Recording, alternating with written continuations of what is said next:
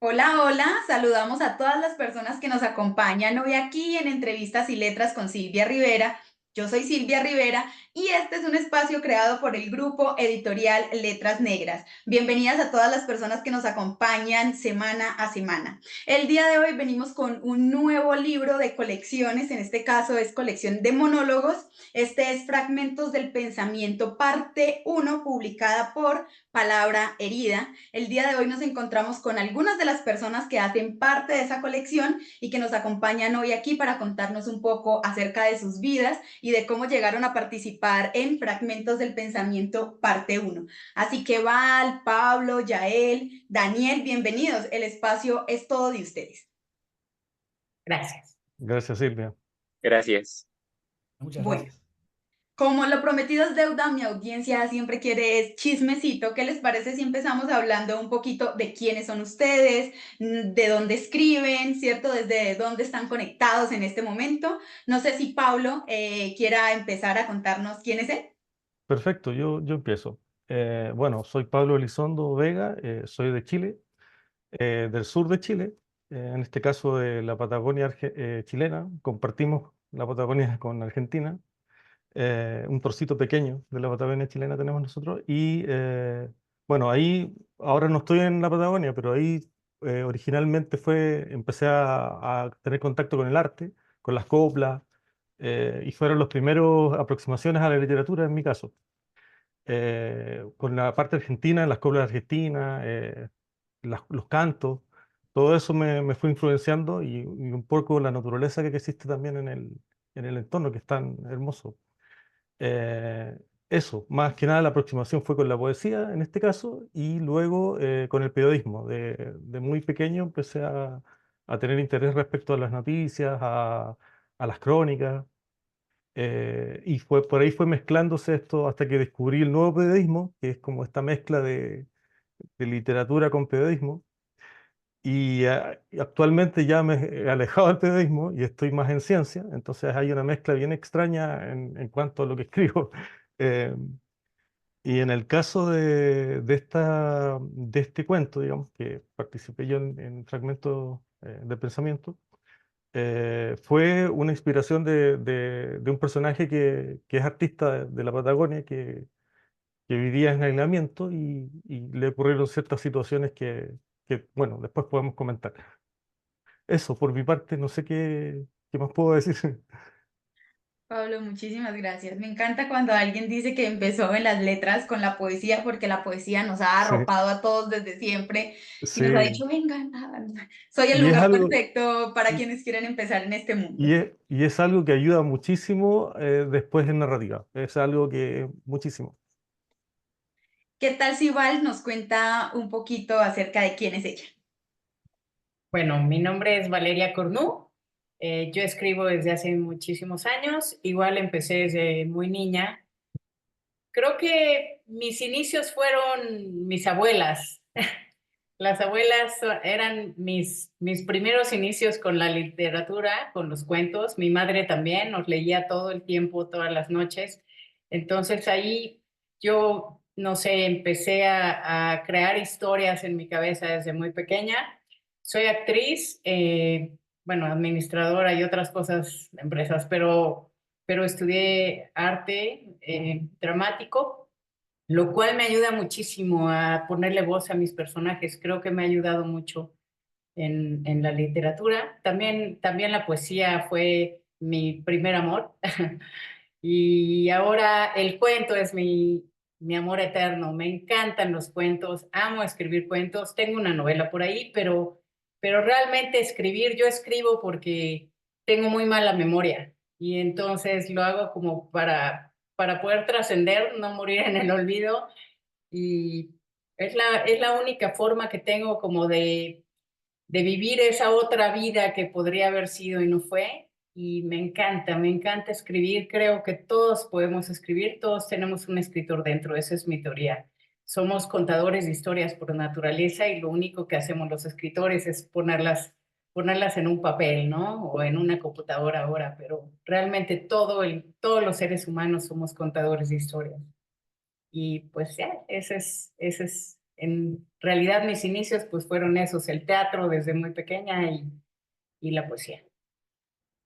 Ay, qué emocionante. Me gusta mucho encontrarme a actrices y actores escribiendo porque esa es una parte de la formación en la que uno aprende muchísimo, ¿no? Yo como buena hija teatrera hasta las venas he aprendido muchísimo a llevar el teatro y a llevar las herramientas que uno utiliza para la creación de personajes a la escritura de personajes. Conocer el personaje desde el interior y habitarlo antes de escribirlo lo hace más creíble, lo hace más real. Hay cierta cosa ahí y en muchas de las entrevistas aconsejo a la gente utilizar herramientas y técnicas utilizadas en el teatro para la escritura, porque facilita muchísimo las cosas y a veces no nos damos cuenta, pero para mí de las mejores escrituras que hay son de las que escriben personas que no se dedican como tal a la escritura, sino que tienen profesiones que los acompañan. Entonces, médicos que escriben, profesores que escriben, porque esa literatura empieza a ser una mezcla muy divertida, a diferencia de las personas que están consagradas, que uno sabe que han trabajado para entregarle a uno ese material y están muy por una línea clarísima. Entonces, me gusta mucho cuando hay esas combinaciones porque en su escritura se va notando un poquito esos rasgos. ¿Qué tal si Daniel nos cuenta desde su multiverso quién es él? Bueno, ¿qué tal? Buenas tardes. Mi nombre es Daniel Lanza, soy de Uruguay, vivo en Montevideo, en la capital. Em, También tuve contacto de pequeño con la lectura. Tuve la suerte de criarme en un entorno familiar donde había muchos libros y, y bueno, me hice fanático de algunos de ellos. Eh, Me gusta muchísimo el arte, amo el arte, me gusta mucho en particular la música.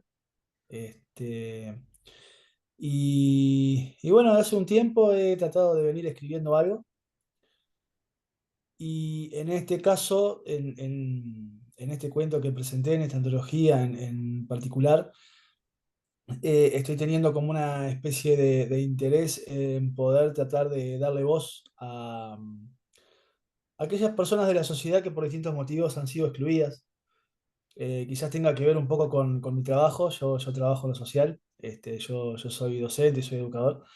Eh, y, y bueno, y hay algunos, he tenido como un interés en tratar de rescatar esas voces, ¿no? A través de las ficciones, en un intento de buscar generar cierta empatía, ¿no? Para algunos personajes que a veces se dan por perdidos, digamos, o directamente son excluidos y discriminados, y en realidad hay toda una historia por detrás que explica mucho de lo que sucede, que bueno, que qué mejor forma, ¿no? De tratar de mostrarla que a través de la ficción. Y bueno, un poquito por ahí. Daniel, muchas gracias.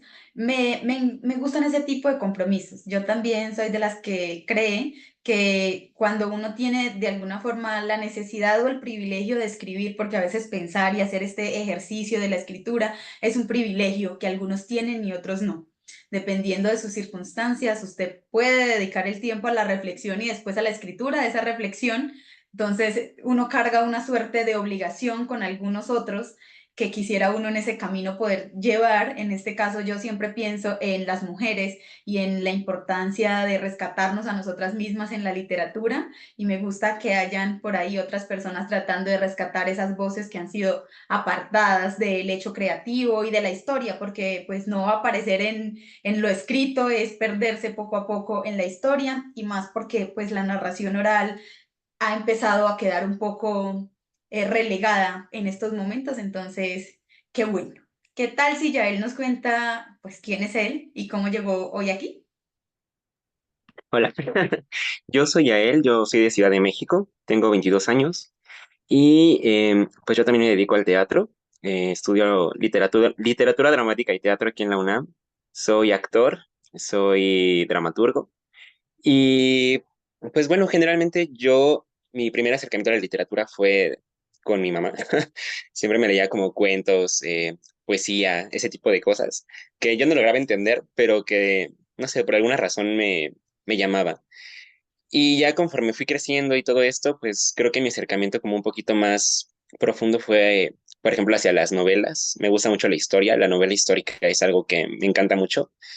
Y ya ahorita, pues por lo mismo de que estudio teatro, pues evidentemente el teatro, ¿no? Es como lo que más leo, lo que más he explorado. Y de hecho, pues el monólogo es como una de mis formas favoritas. Creo que tiene mucha carne, mucho sabor.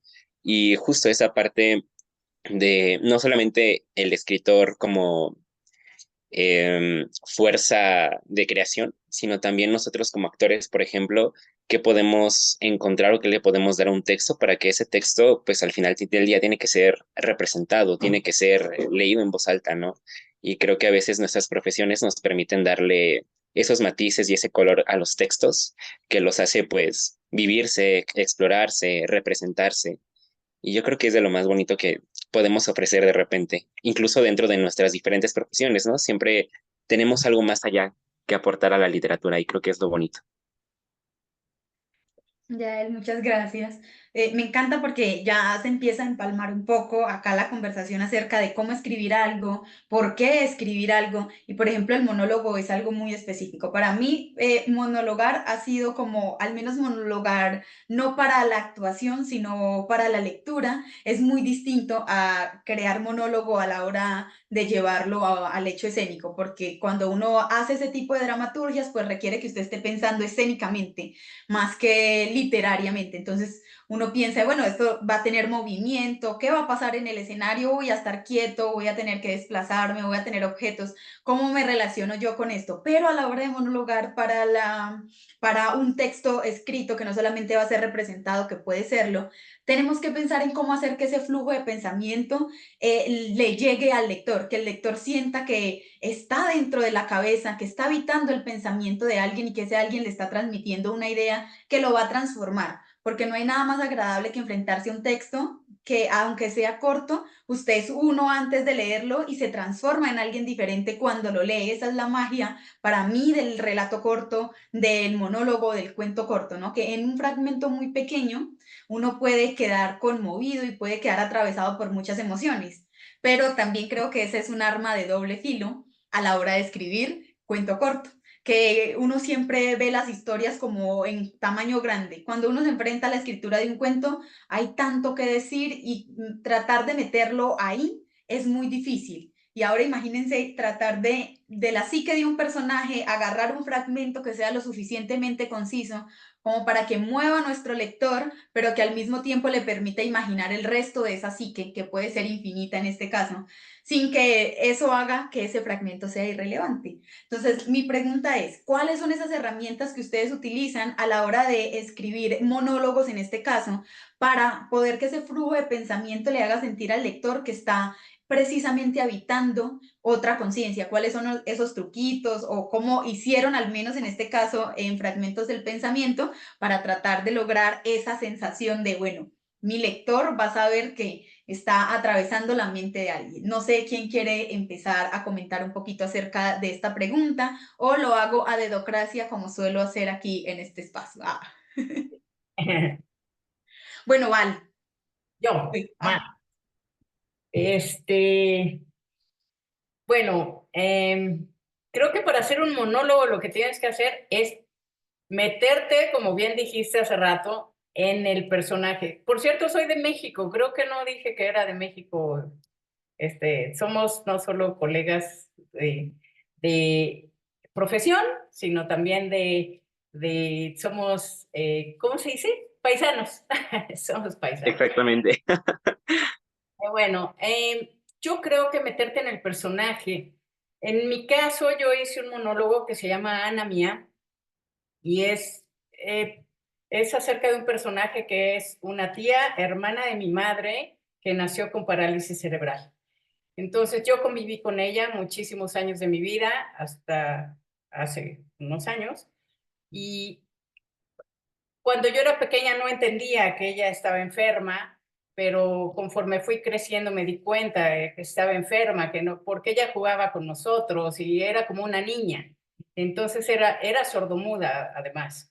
Entonces para mí fue una gran revelación cuando, como a los 7 años, por ahí míos, me di cuenta de que mi tía no era igual a los demás, que por eso jugaba con nosotros manotazo y dominó y demás, y siempre estaba con los niños y no con los grandes, y en fin. Pero entonces ella, yo la quise mucho, para mí era como una gran aventura estar con ella, porque era un ser muy divertido, siempre estaba de buen humor, siempre tenía unos comentarios muy chistosos.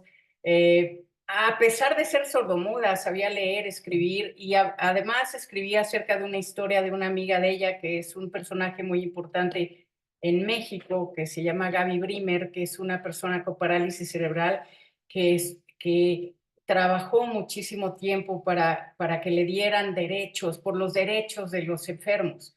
Entonces, bueno, traté de meterme en la piel de mi tía y tratar de pensar como ella, porque ella a veces no entendía por qué no la entendíamos, o por qué nos escuchaba, o por qué ella nació así, ¿sabes? Entonces, simplemente traté de pensar en todas las vivencias que tuve con ella y traté de plasmar eso porque mi interés realmente al escribir esta historia es hacer conciencia sobre que todos somos iguales y hay unos que tienen algunas limitaciones, pero no por eso dejan de merecer amor, ¿sabes? Y merecer respeto.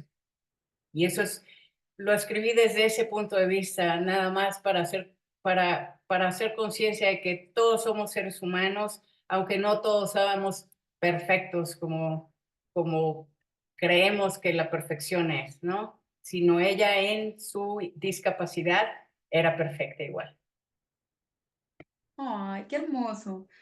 A esto me refiero cuando es importante alzar la voz por otras voces, porque a veces pensamos que en el mundo tenemos que cambiar a las personas cuando es más sencillo cambiar lo que hay en el mundo. Si alguien nace con una condición que le dificulta habitar el mundo, no tenemos que hacer del mundo un lugar más difícil de habitar para esta persona. Deberíamos de poner todas las condiciones alrededor para que su vida se iguale a la de los otros y pueda vivirla con más tranquilidad y más naturalidad, pero hacemos el ejercicio contrario de decir como, no, es que esta persona no encaja al mundo, como si el mundo fuera algo estático, que no pudiera transformarse, sino tuviéramos la posibilidad de hacer del mundo un lugar mucho más cómodo y habitable para las personas que simplemente son diferentes, creo yo. Es como, bueno, sí, nací diferente en el mundo y tengo derecho a habitarlo tanto como lo tiene una persona que nació dentro de lo que se considera normal.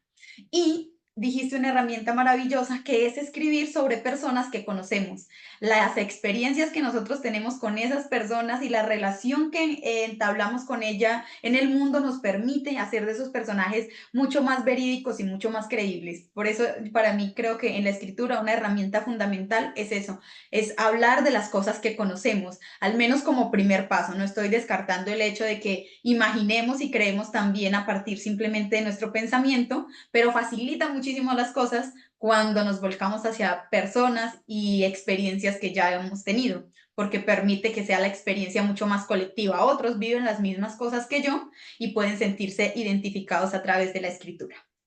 Bueno, ¿qué tal si Pablo nos cuenta un poquito Sí, acerca de cuáles son sus truquitos sí, para escribir monólogo? sí.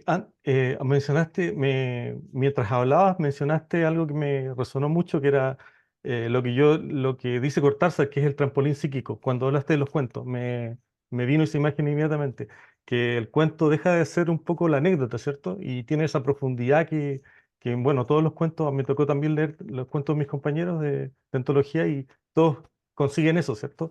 Este trampolín psíquico que te permite conectar con otros planos que sale de la mera anécdota, ¿cierto?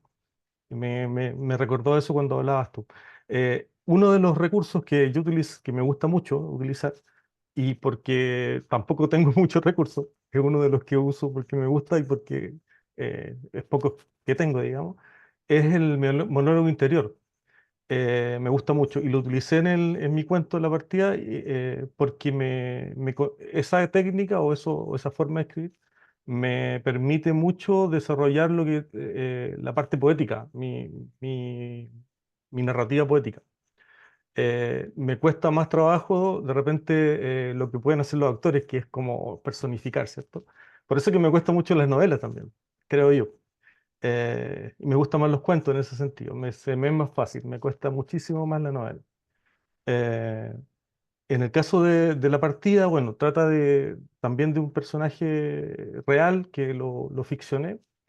Y bueno, y en él, a raíz de una tragedia, digamos, él empieza a cuestionarse y a divagar respecto a esta partida, que es que todo se ejemplifica en una salida de una puerta, una persona que sale por una puerta.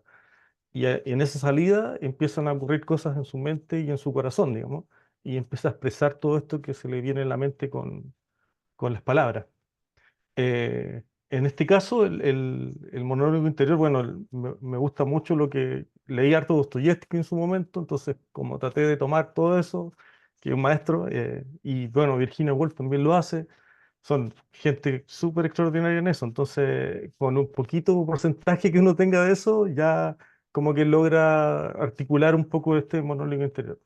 Eh, yo quedé conforme desde el punto de vista de mis sentires, más que en la narrativa, ¿cierto? Porque comunica muy bien lo que este personaje estaba viviendo en este momento, en esta partida. Esta persona que se va y está en la incertidumbre si va a volver o no. Eso es lo que usé yo en mi cuento. Yo hice lo que pude, con lo que tenía. Sí, sí, así somos los escritores. Tratamos de hacer lo mejor que se puede. Ahí la intentamos con todas. Sí, creo yo que el flujo de Sí. pensamiento ya es algo que uno puede conseguir muy fácilmente y también se hizo hace un tiempo en la novela lírica. Yo aconsejo en ese punto para el monólogo leer novela lírica porque la novela lírica rompió con toda esa estructura de la novela y llegó a empezar a revolucionar y a poner los pensamientos de los personajes y sus sentires internos por encima del entorno. Entonces fue una ruptura y en algún momento se hicieron novelas líricas brutales que perdieron el tiempo, pero nunca el flujo de pensamiento. Siempre sabíamos lo que los personajes estaban pensando. Entonces creo yo que para, no sé, para poner más llenita nuestra caja de herramientas, porque yo creo que así funcionamos los escritores.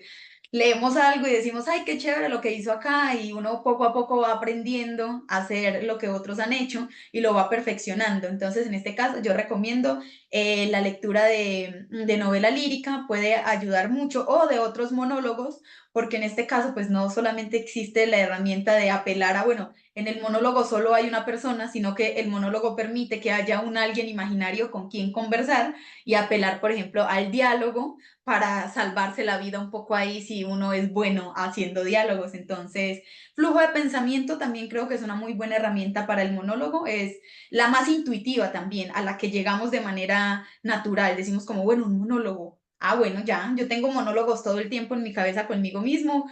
¿Cómo hago para llevar eso al papel? Bueno, ¿qué tal si Daniel nos habla de sus herramientas?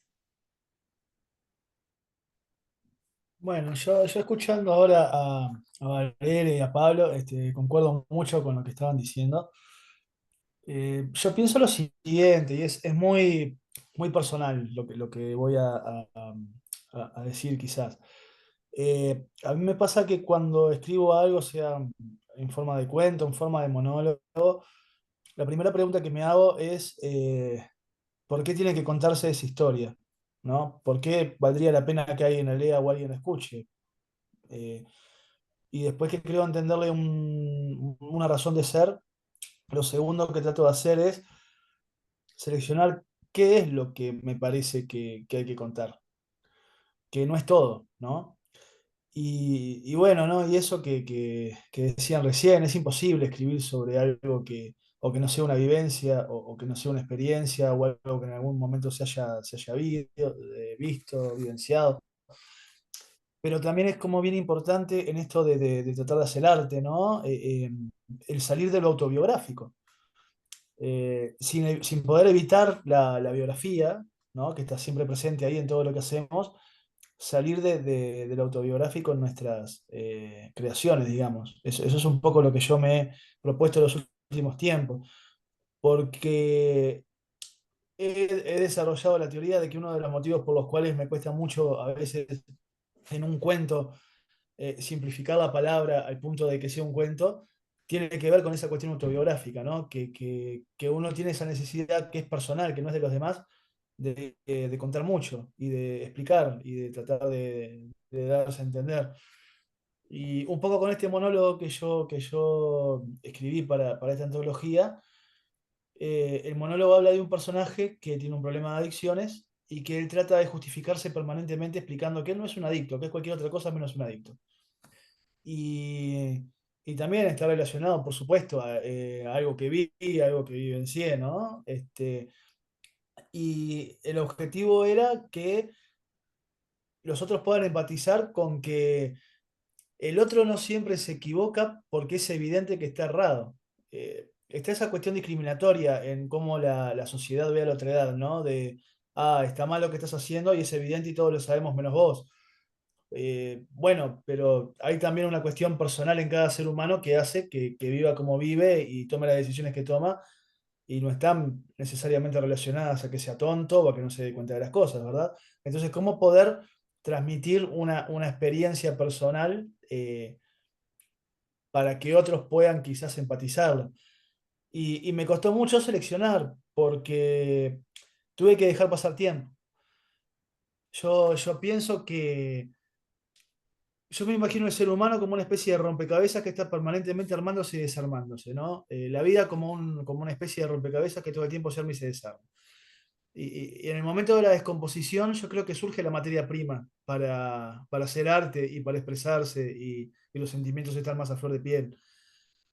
Pero es cuando se da ese momento de la recomposición, me parece, cuando uno puede agarrar todo eso y convertirlo en algo que vaya más allá de lo autobiográfico. Porque tratar de escribir algo cuando uno está roto es casi como tener un hijo. Uno se cree que hizo algo absolutamente maravilloso y que es indiscutible que es perfecto. Y no está dispuesto a escuchar que se le reciban críticas y está todo el tiempo tratando de explicar por qué hace lo que hace y lo defiende a muerte, aunque sea indefendible. Porque me pasó a mí, porque yo lo viví, porque yo lo lloré, porque yo lo presencié, ¿verdad? Y yo creo que en el momento en el cual uno logra recomponerse y todo eso que sucedió queda como un atisbo de material, es ahí cuando uno lo mira de lejos y lo puede agarrar y decir, bueno, ahora sí yo con esto puedo hacer un cuento, puedo hacer un relato, puedo tratar de transmitir algo. Porque ahora sí estoy dispuesto a sacarle eso que yo precisaba contar porque ya no preciso contarlo. Porque ya no lo tengo tan a flor de piel, porque ya no es una cosa que me pertenece, sino una materia prima para querer hacer otra cosa. Porque ahora estoy bien para crear. ¿Se entiende? Con esas cosas que viví que fueron malas, ahora estoy bien para crear. Y yo creo que un poco es eso. Yo creo que, sobre todo para hacer un monólogo, capaz que es importante cuando surgen las ideas y surgen las vivencias que uno lo impactan y se encuentra esas personas que a uno lo movilizan, uno tiene que recoger todo eso con la sensibilidad a flor de piel y tratar de plasmarlo, 100 palabras, en lo que sea, y después dejarlo ahí para retomarlo después, cuando uno puede verlo con otra cabeza y con otra distancia. Y eso es un poco no sé si estrategia, pero es un poco lo que me ha servido para tratar de mejorar la escritura en algunos aspectos. Y funciona muy bien, sí, la verdad es que creo yo que uno, todas las herramientas de las que uno se pueda valer para escribir, por lo general, individualmente le funcionan, porque esto no es como que haya una fórmula mágica y que tú te subes al barco de esa fórmula mágica y funcionó para ti, sino que uno mismo tiene que ir viendo qué herramientas le funcionan y qué no. Pero a mí en lo personal, tener una estructura, que eso es como un plan de escritura, no sentarse a escribir sin un plan, muchas veces decimos como, uy, tengo una idea, y la voy haciendo, y ese primer borrador, pues es el magma, es lo que uno vomitó ahí cargado de todo el momento y las emociones, pero poder agarrar ese magma y tener al menos la fuerza de voluntad de agarrar ese magma, hacer una estructura sobre ese que ya existe y volver a reescribirlo con todo lo que implica, porque a veces somos muy melancólicos, es como, ay, no, es que eso que escribí ahí ya me había gustado tanto, que es como la mejor versión que puedo encontrar de esto, pero en realidad eso de agarrar nuestras historias en bruto y después darle la organización, por ejemplo, en este caso de encontrar cuáles son las partes que tiene un monólogo, dónde está el inicio, cuál es el clímax que le voy a poner a mi monólogo y cómo lo voy a resolver para luego agarrar la información que tengo y modificarla y poner en el principio lo que quiero poner, hace que las historias tengan muchísima más calidad en cuanto a la forma, que es importante. A veces tenemos muy buenas historias, pero no somos tan habilidosos a la hora de que tengan buena forma. Y al menos en este mundo hostil y difícil del mundo editorial y de la competencia, es importante fijarnos en eso. Ah, ¿qué estructura va a tener? ¿Cierto? ¿Qué estilo? ¿Qué tono? ¿Eso va a tener algún ritmo? Y si yo hago el ejercicio de crear eso primero, ya empieza a estar delimitado. Lo mismo pasa con todo, no solamente con la macroestructura, sino con la estructura de cada personaje. También es importante agarrar nuestros personajes y saber cuáles son sus motivaciones, cómo se hace en el teatro, ponerle unas condiciones dadas, de dónde vino hasta el lugar en donde está ahora, qué lo trajo, qué fue todo ese trasegar que lo convierte en ese personaje ideal para mí y que yo quiero que sea leído este personaje y que sea conocido por otras personas. Hay que hay que hacerlo. Creo que sí es muy importante esa labor de carpintería y de pensarnos sobre lo que queremos escribir, como es igual de válido sentarnos a escribir llevados por nuestras emociones. Por eso digo que la poesía es como la mamá de muchos de nosotros que escribimos, porque fue ese lugar en donde uno podía hacer eso con libertad, donde uno llegaba maltrecho y decía, ay, hoy es el día de escribir este poema desgarrándome el alma. Pero ya el cuento, la novela, ya la prosa un poco más extendida requiere eso, porque ahorita estamos como en un mundo en donde tenemos un lector que está en la mitad, que no es el lector ideal que tenemos en la cabeza, pero es un lector que requiere que uno como escritor le suelte herramientas, le suelte técnicas y diga, bueno, aquí estoy evadiendo que se aburra mi lector, ¿sí? Lo estoy enganchando en esta primera página, estoy utilizando lo que pueda y con la planeación sí se logra. Creo que sí se logra planeándose bien y dándole tiempo al tiempo para que madure la idea. Entonces, Daniel, me parece que tu estrategia también es muy buena y no solo funciona con el monólogo, creo que funciona con el cuento y funciona muy bien con la novela. Tener la novela ya hecha en la cabeza y tenerla escrita en un papel, solamente la estructura, facilita todo el trabajo. Uno ya se sienta nada más a disfrutar del proceso de escritura. Bueno, Yael, no sé tú qué tengas para decirnos acerca de tu forma de escribir monólogo. Tú siendo actor, que me parece que desarrollamos herramientas ahí secretas. Ah. Bueno, y a lo mejor yo hice un poquito de trampa, ¿verdad? Es que yo soy dramaturgo, entonces también escribo obras de teatro. Y digamos que este monólogo especialmente no salió de una obra, pero sí salió de la idea de una de las obras que yo ya tenía escritas. Entonces, no lo sé, por ejemplo, en teatro siempre estamos buscando como lo que le decimos el conflicto, ¿no? Y en este sentido, para mí los monólogos se me facilitan más y me gustan más, no solamente por mi formación, sino porque creo que a comparación de otras escrituras que pueden como que perderse un poquito ahí en los límites, ¿no? Como por ejemplo el cuento o ese tipo de cuestiones. En el monólogo es muy rico porque puedes explorar las emociones de una persona e incluso creo que como escritores manipular, porque estamos contando desde esa perspectiva, ¿no? Entonces, a mí es algo que me fascina mucho. Dentro de por ejemplo, herramientas que yo utilizo dentro de mi escritura, tiene que ver mucho como con una cuestión regional.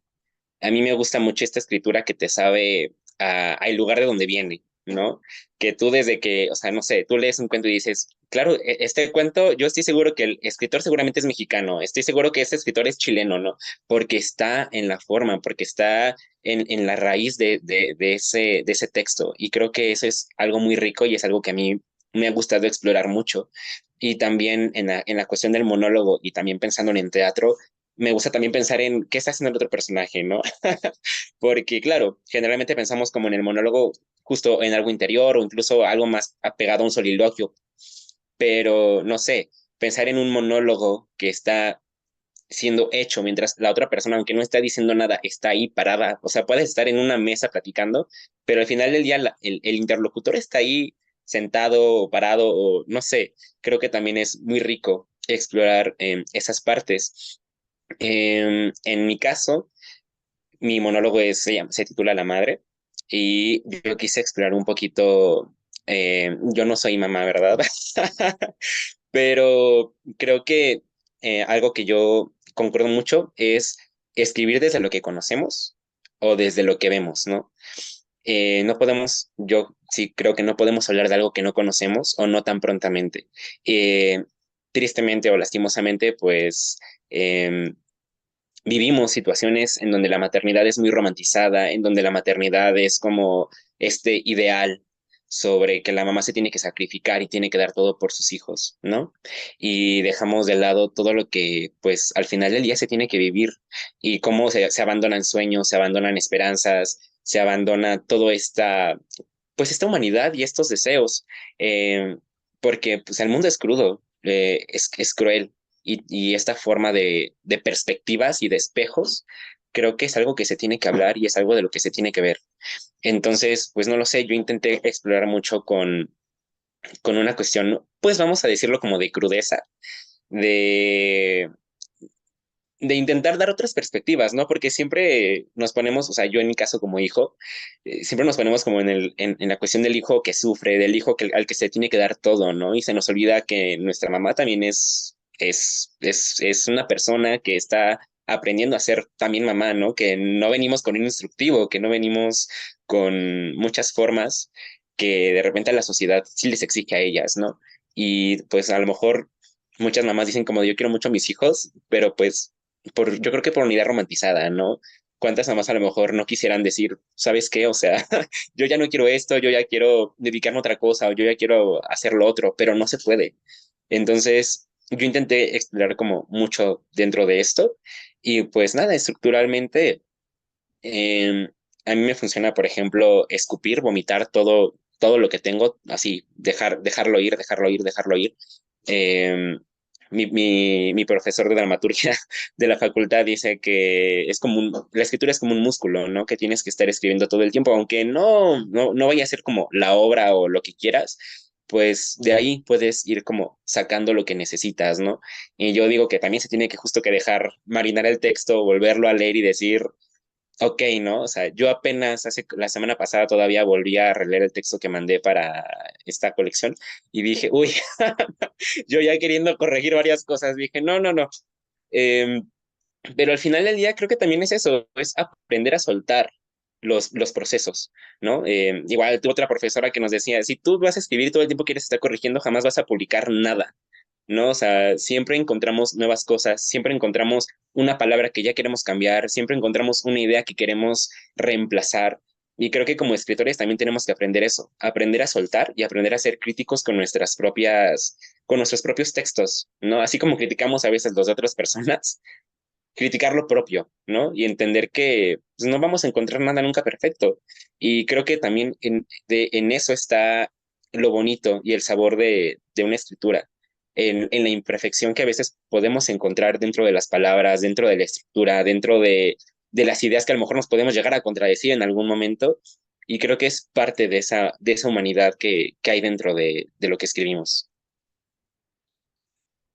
Y dijiste tantas cosas interesantes en este momento que no sé por dónde empezar. Uno, resalto muchísimo la herramienta de la jerga a la hora de escribir. Para mí, yo creo que es algo que está como renaciendo en Latinoamérica, en las diferentes literaturas latinoamericanas que he visto. Creo que incluso el boom latinoamericano tenía una suerte de compromiso con eso, pero todavía les aterraba mucho porque fue un momento en donde se estaba necesitando mucha aprobación externa. Si en Europa decían que esto era bueno, entonces exoticemos un poco lo que es acá, lo que es este continente, para tratar de vender esta idea de los buenos escritores y de que sí hay cosas que contar desde acá. Pero siento yo que hay una nueva ola de escritura que se preocupa realmente porque entre latinoamericanos nos sintamos identificados, sin importar que el hecho de utilizar jerga sea algo que nos dé miedo, porque a veces pasa, nos da miedo porque pensamos que no nos van a entender en otros lugares, que la gente va a decir, no puedo leer esto, pero en realidad estamos en un momento en donde el acceso al Internet permite que uno googlee las palabras y simplemente resuelva sobre la marcha.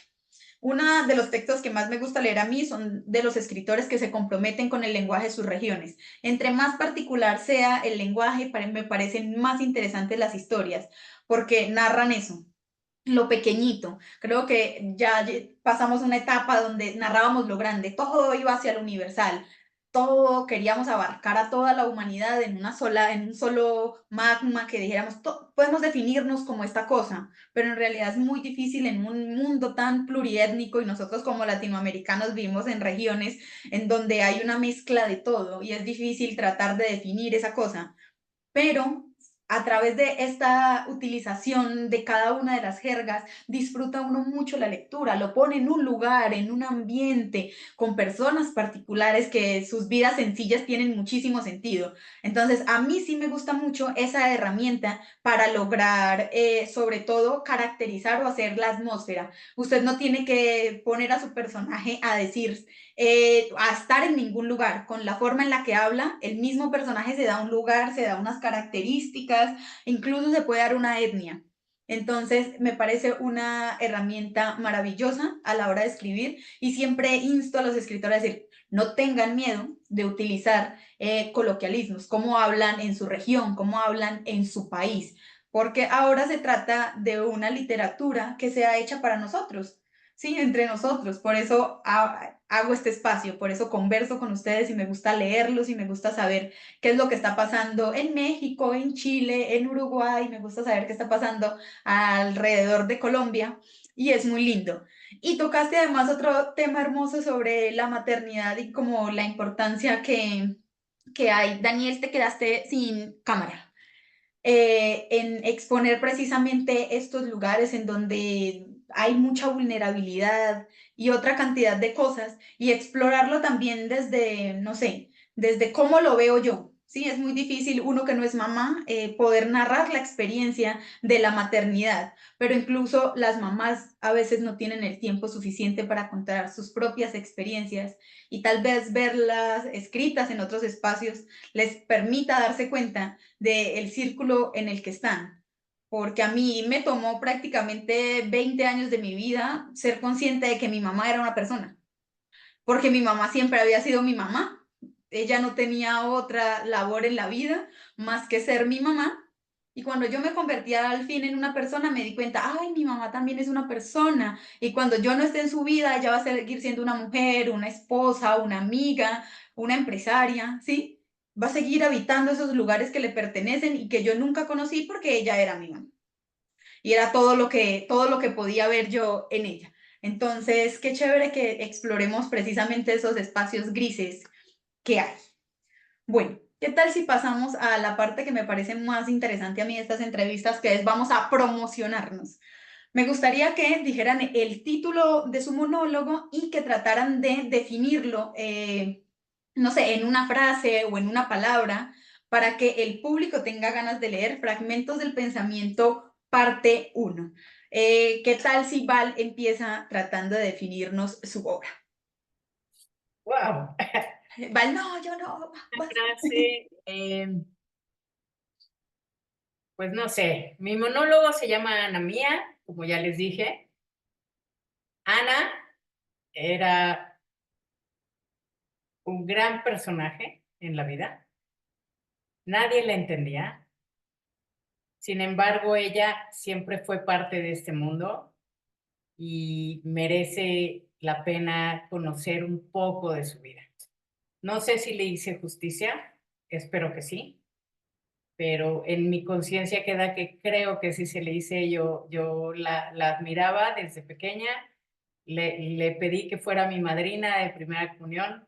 Yo me llamo como ella, mi nombre es Ana Valeria porque el nombre de Valeria era muy feo cuando me lo pusieron hace muchísimos años y mi mamá decía, no le podemos poner Valeria a mi hija, hay que ponerle algo porque si no nos va a ahorcar cuando sea grande. Y entonces me pusieron Ana Valeria. Nadie me dice Ana Valeria, más que mi madre me dice Ana, hasta la fecha siempre me ha dicho Ana, todos los demás me conocen por Valeria.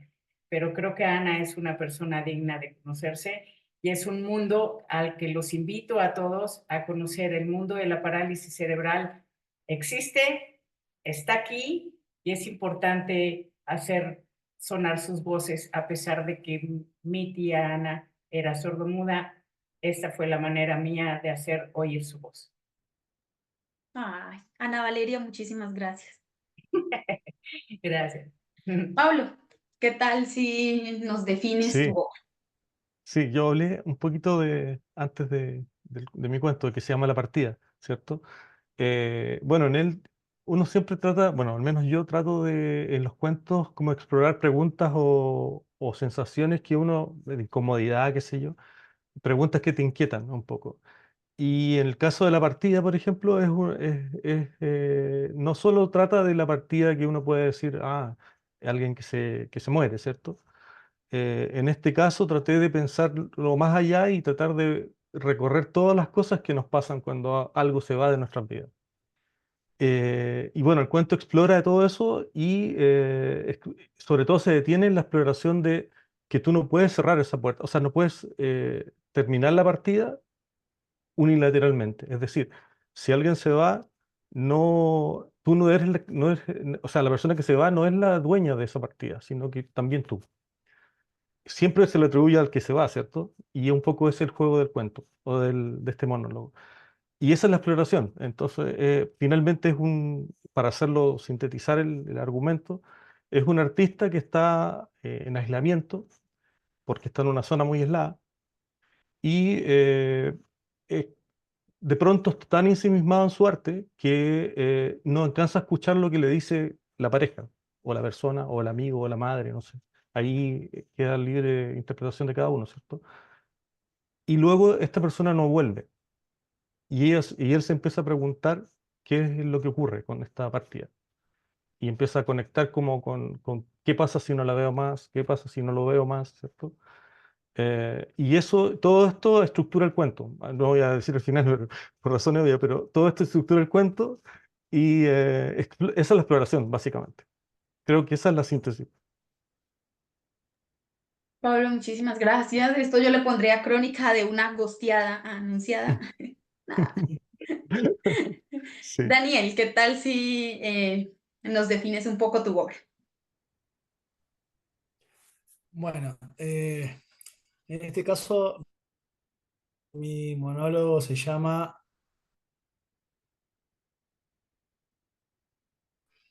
No, señor, de ninguna manera, evidentemente falso. ¿Verdad? Lo que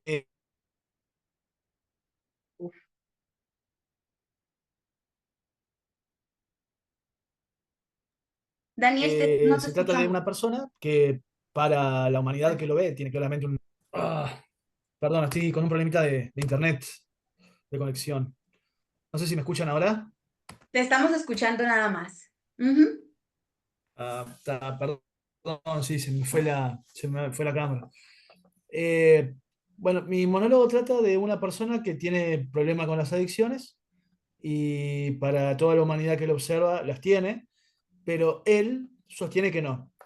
Entonces, todas esas acciones que él desarrolla, que para los demás son evidentemente un problema de adicción, él trata de justificarlas dándoles otra perspectiva. No es que él no sepa lo que está haciendo, sino que él las ve de otra manera.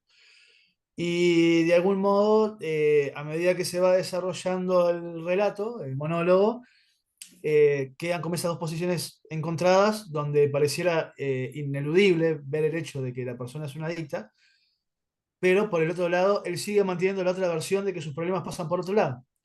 Entonces, es un monólogo que trata de conjugar dos visiones diferentes sobre una misma situación para tratar de generar una empatía eh, con ambas versiones de la historia. Esa es un poco la trama. Suena muy interesante más en estas sociedades donde claramente todos somos adictos a algo y estamos muy dados a tratar de juzgar a quienes son adictos a cosas que son ilegales, ¿no? Cuando todos estamos en un mundo en donde somos adictos a cosas legales, me parece una reflexión interesante, ¿no? ¿Hasta qué punto podemos juzgar a los otros como adictos sin caer nosotros precisamente en el juego de ser adictos a otras cosas, aunque esas cosas no sean ilegales, que es creo que lo que hace que algo sea correcto o no, ¿no? Si es ilegal, pues sea un buen adicto, pero si es ilegal, entonces eres un mal adicto. Yael. Hola, sí. Bueno, pues mi monólogo es La Madre. Em, y pues es un monólogo que explora la crudeza de la maternidad, los juicios sociales y la forma en la que las personas pueden condenar, ¿no? Especialmente a las mujeres que tienen una maternidad a veces no deseada, obligada, vaya, y cómo pues se sacrifican y nosotros como hijos se nos olvida que son también personas, que son seres humanos, que tenían sueños, que tenían ambiciones y a veces reprochamos sin entender o sin empatizar cómo se sacrifican a tal punto de pues olvidarse de todo y dedicar su vida a alguien que no lo agradece, ¿no? Que en este caso pues son los hijos. Entonces, pues bueno, esa es la perspectiva de la mamá. Es un desahogo, creo yo, de su parte hacia su hijo y pues nada, creo que esa es la exploración de cómo una mamá que no desea tal vez ser mamá o si lo desea o este mismo dilema de preguntarse ella misma si sí quiere o no quiere, si quiere a su hijo, si no quiere a su hijo, si no lo quiere se va a sentir culpable, si sí lo quiere, cómo puede mejorar esa relación con él, ¿no? Entonces, pues por ahí va más o menos mi texto. Yael, muchísimas gracias. Quiero recordarle a toda nuestra audiencia que hoy estamos hablando de Fragmentos del Pensamiento, parte uno, y que la pueden encontrar en la plataforma oficial del Grupo Editorial Letras Negras. Pueden googlear el Grupo Editorial Letras Negras, los manda a una plataforma y ahí pueden comprar el libro desde cualquier lugar del mundo. Bueno, ¿qué tal si nos comparten sus redes sociales para que la audiencia los pueda seguir? Si ustedes ahí comparten algunos de sus textos o pues tienen una página activa, si escriben en alguna revista, pues este es el momento para promocionar precisamente esos espacios en donde puedan conocer un poquito más de ustedes. ¿Qué les parece si Pablo nos comparte sus redes sociales para seguir? Sí, lo mío es súper breve porque solo uso Instagram. Sí, tengo una página web que la estoy desarrollando, que es de autor, pero todavía no está habilitada, entonces estoy todavía en construcción. Así que mi Instagram, bueno, es mi nombre, Pablo Elizondo Vega, y bueno, ahí comparto, qué sé yo, cosas que me han pasado, digamos, con la literatura. Hago distintas cosas, reflexiones de libro, tengo un podcast también que conecta sueños con literatura. Ahí en Instagram pueden ver toda la información que tengo ahí y los proyectos en que estoy. Pablo, muchísimas gracias. Gracias a ti. Ana Valeria. Mi Instagram, bueno, tengo un Instagram nuevo porque ya quiero dedicarle como que el personal y el de escritora. El de escritora se llama, es @ amo escribir historias. Y pues es un Instagram medio nuevo, pero ahí he publicado los libros que he escrito, en las antologías en las que participo y algunos concursos que he ganado y demás. Y en Twitter, ahora ex, soy @valcornu. Ahí también escribo pensamientos, antes escribía todos los días ahí, durante años escribí todos los días ahí. En el momento que lo cambiaron a ex, no sé por qué siento que es un tache. Y entonces ya no puedo escribir, es rarísimo, porque yo escribía diario, diario, diario, diario. Una frase, algo, ¿no? Porque aparte antes eran muy pocos caracteres los que se permitían. Y yo escribí diario por muchísimos años, desde que es X ya no escribo diario, pero bueno, ahí también estoy activa todo el tiempo y pues ya. Muchísimas gracias. Yo esperando que alguien me diga, yo escribo secretamente en WhatsApp y yo sé. Ah. Yael, no sé si quieres compartirnos tus redes sociales. WhatsApp no, pero uso Instagram, es @cucaracha novohispana. Eh, y pues nada, ahí de repente estoy pues escribiendo, subiendo algunas cuestiones de proyectos que próximamente voy a presentar, sobre todo pues obras de teatro para quienes pues radiquen aquí en Ciudad de México. Y pues creo que es la única red social que tengo como tal. Muchas gracias. Y por último, Daniel. Bueno, yo tengo un canal de YouTube y un canal de TikTok donde subo oralmente algunos relatos que escribo. Ambos se llaman Los omisos del encierro, que es el nombre de un libro de cuentos cortos que publiqué hace 2 años. Y después en Instagram también estoy, ahí también subo alguna cosa que escribo y comparto alguna convocatoria en la que aparezco y demás. Mi Instagram es @chispa811, pues Chispa es mi apodo de toda la vida y bueno, ya me quedó históricamente. Y tal, esas son mis redes sociales. Bueno, muchísimas gracias. Bueno, gracias por estar aquí. También muchas gracias a la audiencia por acompañarnos. Espero se hayan disfrutado muchísimo la presentación de Fragmentos del Pensamiento, parte uno. Ya saben que lo pueden conseguir a través de la página oficial. No sé si alguno de ustedes esté vendiendo el libro en sus países, en sus regiones, no sé si ninguno, ¿no? Bueno, Yo entonces... tengo algunos que pienso vender por ahí, pero poquitos, tampoco pedí tantos. Pues aprovechar, Bueno, ¿cierto? quiero Que agradecer, aprovecho a agradecer a Palabra Herida y a ustedes por esta oportunidad. La verdad es que para los escritores a veces es difícil tener esta proyección y tener como un cierto apoyo y poder contar nuestras historias y que alguien las lea, porque la verdad es que creo que todos nosotros no escribimos para nosotros mismos, escribimos para que nos lean y el hecho que ustedes nos apoyen de esa manera es maravilloso, la verdad es invaluable para un escritor tener la oportunidad de que nos lean y que nos lean en otros países y en otros lugares, está padrísimo, es una manera de llegar a todos, les agradezco mucho yo en lo personal por este apoyo. ay, muchísimas gracias a ustedes también. Yo creo que esto ha sido un trabajo mutuo, ¿no? Tanto como nosotros los apoyamos a ustedes, nosotros sentimos su apoyo de regreso para que esto sea como un círculo que fluye. Yo creo que esto fue todo por hoy. Muchísimas gracias a a la audiencia. No olviden que este es un espacio creado por el grupo editorial Letras Negras y que bendita sea la literatura. Hasta que nos volvamos a encontrar. Chao. Muchísimas gracias. Gracias.